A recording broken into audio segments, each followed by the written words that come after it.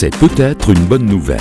Chaque année, notre espérance de vie à la naissance augmente de 3 mois. En 1950, elle était de 69 ans pour les femmes et de 63 pour les hommes.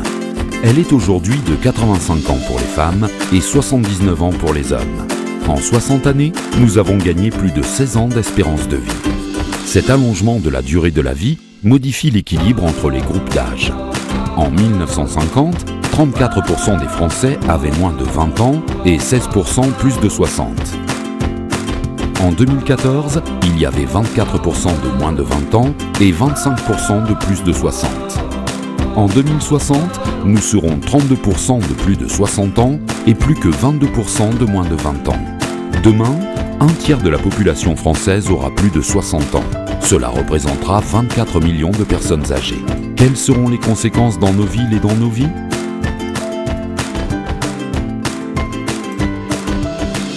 Aujourd'hui, dans nos villes de pays développés, nous avons la chance de vivre dans un environnement propice à notre épanouissement. L'habitat,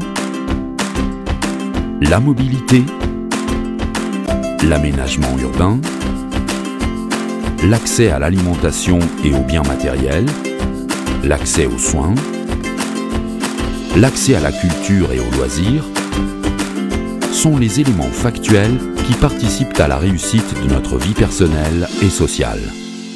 Mais demain, lorsque nous serons à notre tour des personnes âgées, lorsque notre motricité aura décliné, notre environnement d'aujourd'hui ne permettra plus notre épanouissement. Votre habitat actuel conviendra-t-il ?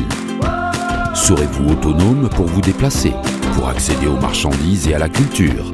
Aujourd'hui, seul l'accès aux soins est adapté à une population vieillissante. Et cette situation que nous risquons de vivre demain, c'est aujourd'hui celle de nombreuses personnes âgées. L'OMS a mis au point une méthodologie pour réaliser dans nos villes un état des lieux des relations personnes âgées et environnement urbain et social. Ce questionnement sur la vie des aînés se fait au regard de 8 thématiques.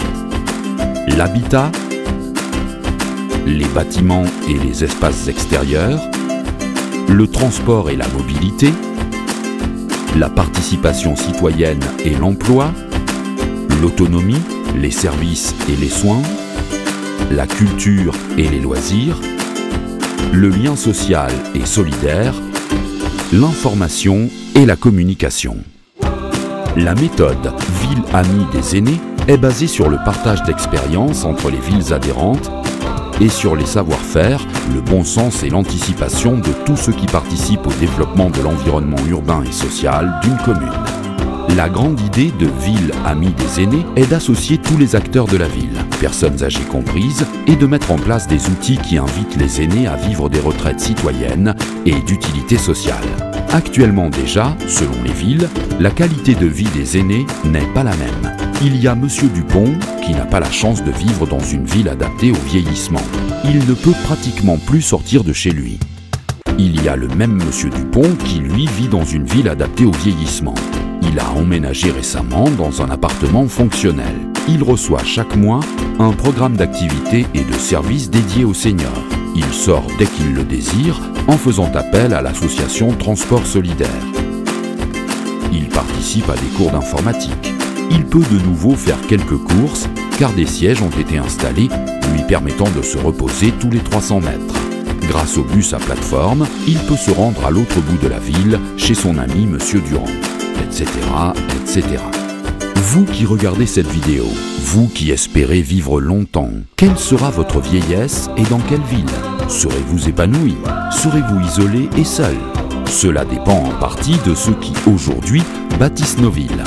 Vous, décideurs politiques, vous, architectes, ingénieurs, techniciens, responsables de projets, vous qui, chaque jour, posez des actes qui construisent la ville de demain.